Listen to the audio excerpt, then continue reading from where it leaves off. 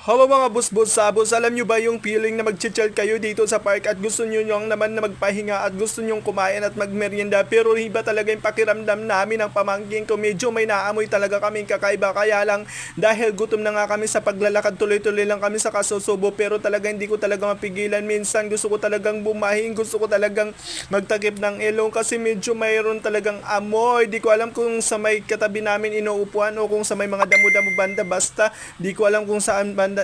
Yun nga yung ay nagkakabulol-bulo ako mga boss, pero okay lang yan. Sige, tuloy-tuloy lang tayo sa pagre-record mga boss, kasi hindi ko alam kung paano ako magre-record, kasi hindi ko alam kung mini vlog ba to o vlog ba to, basta nag-video-video lang kami dito kasi inip na inip ngayon pamangkin ko sa kanila kasi grounded nga siya sa paghawak ng cellphone kasi mababa din yung mga grades niya. So dahil nga dyan, chill muna kami dito sa park, pero kaso lang talaga, ano ba yan? Diyos ko Lord, gusto lang namin mag-relax pero hindi ko na talaga kaya. Di